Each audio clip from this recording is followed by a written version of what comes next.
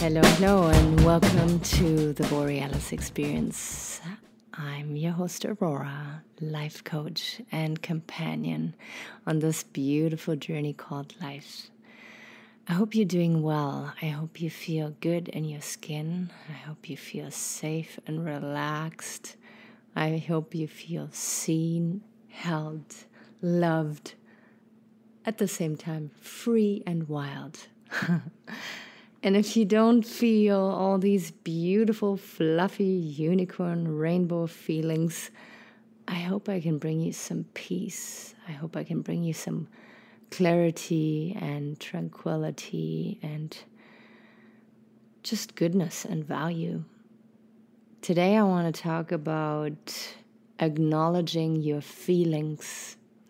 All too often I hear that people say, I wish I was numb. I wish I didn't have feelings. I feel so controlled by my feelings. If it is anxiety, or if it is deep, sad feelings, or if it is anger, frustration, I just wish I was just numb and had no feelings. And I just say, oh my God, how boring would life be? And yeah, I must admit, at times I was praying to not be as sensitive as I am.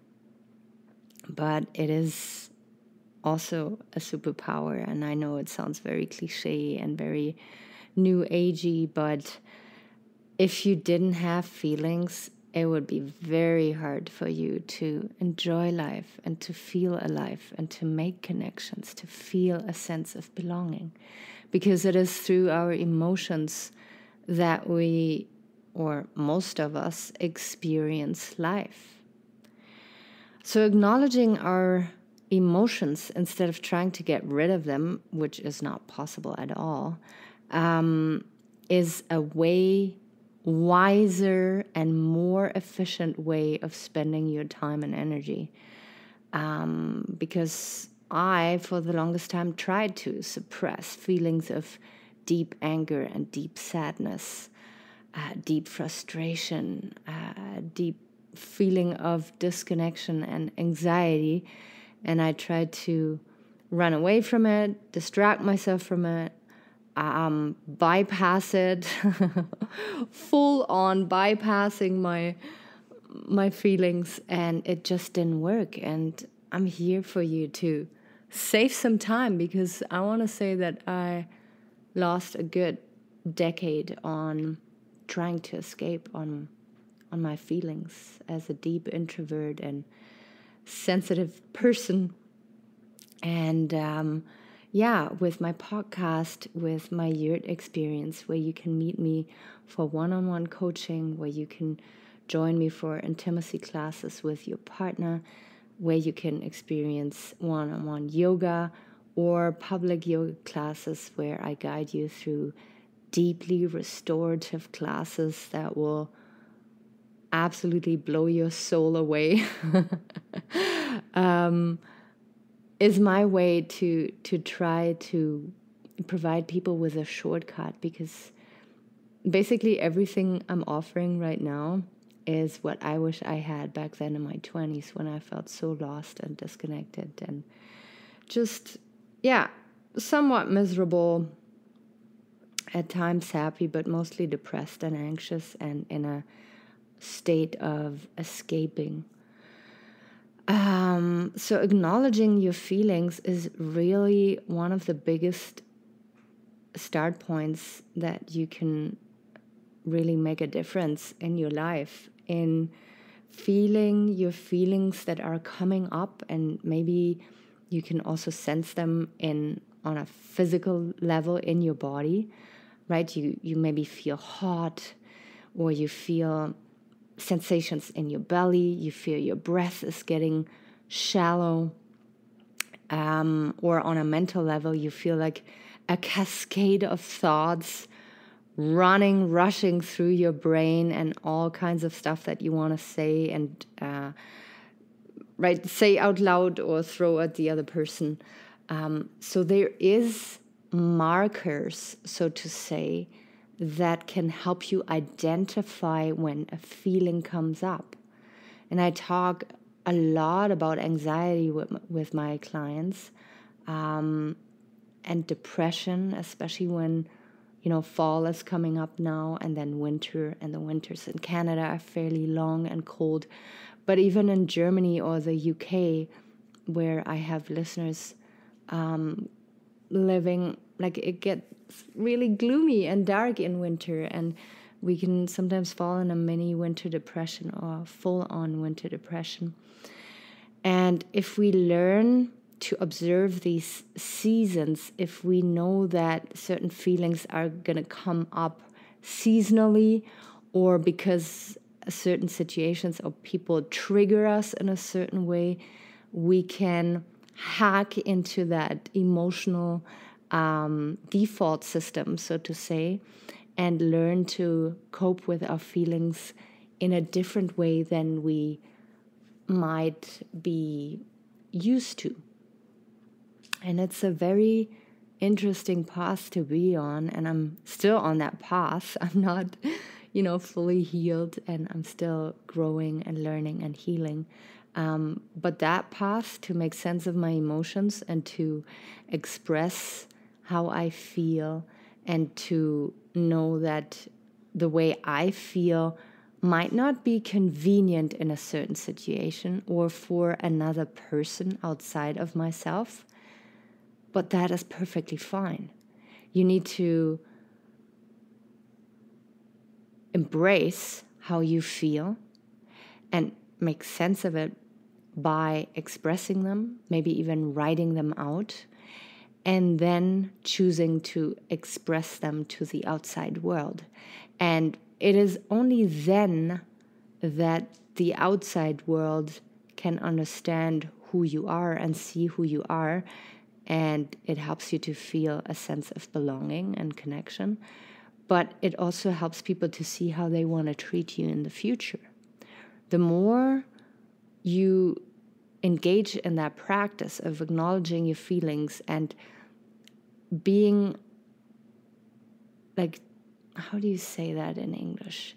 Discerning, yeah.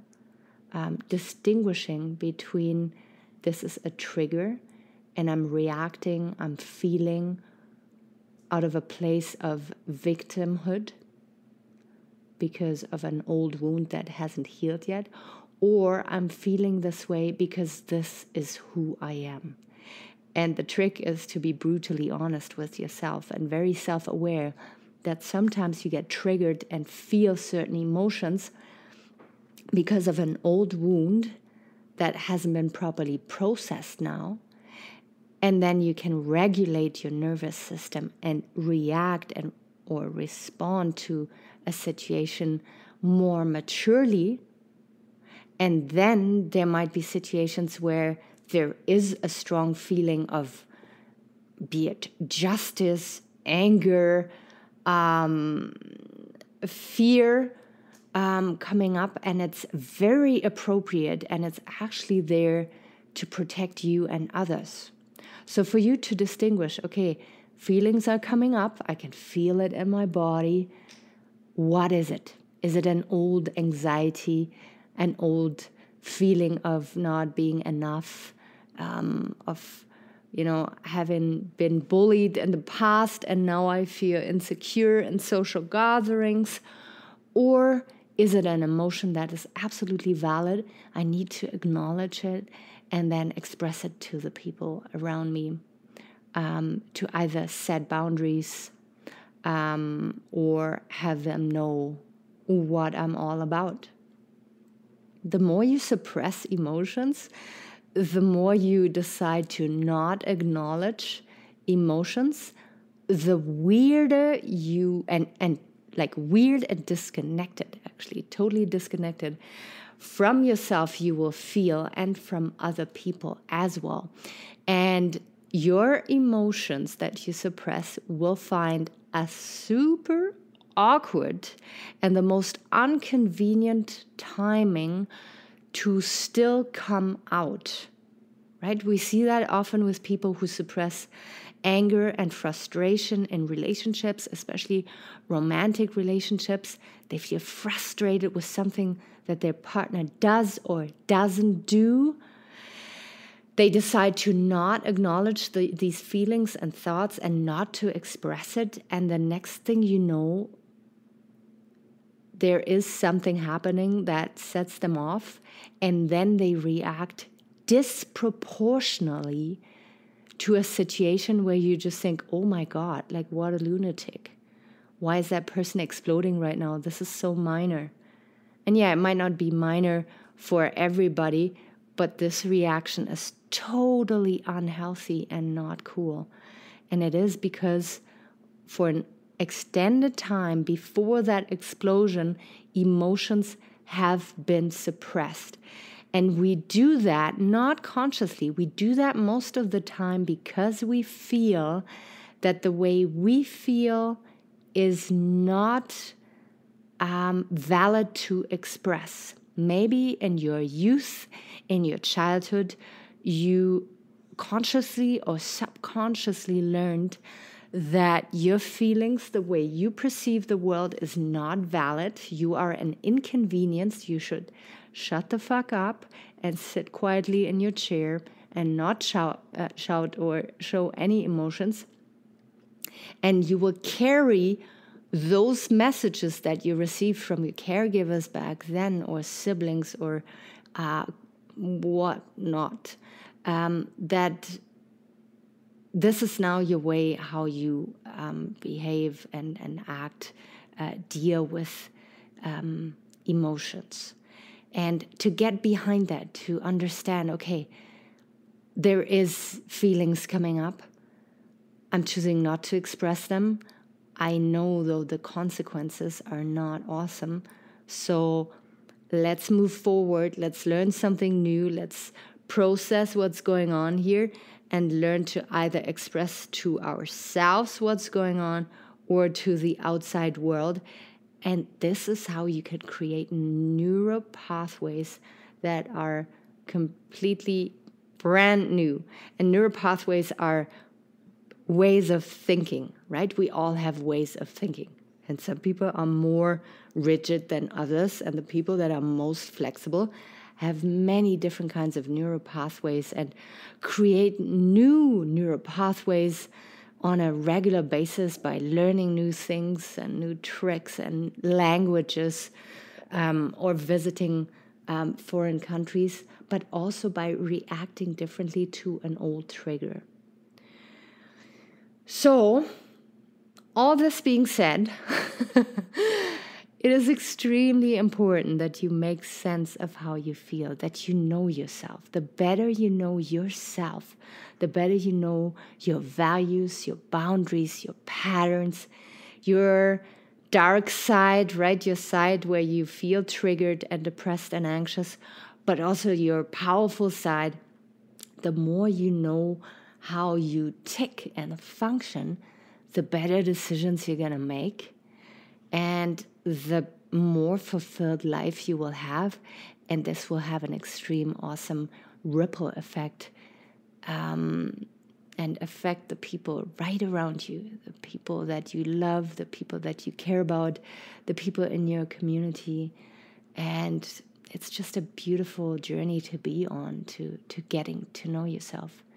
And this is what my mission and my purpose and my vision is, to help people wake up to themselves and make decisions that make them feel alive and authentic. And yeah, I think if we would all love ourselves and know ourselves a little more, this world could be a pretty awesome place in the future. And I want to make sure that I contribute a little bit to that movement, to that trend, to that way of living, if you want to say. And yeah, I'm very glad to have you here and to connect with you, and very, very grateful for every donation that ripples in or triples in. It's so important to me to keep this podcast for free and advertisement free, especially. So your donations are just such a gift. And I'm so very grateful to connect with you And if there is any podcast episodes that you are requesting that you want me to talk about, if you want me to talk at an event, be it a retreat or at a library, somewhere, I would feel delighted to serve you and meet you in person. Take really good care. Until next time, bye-bye.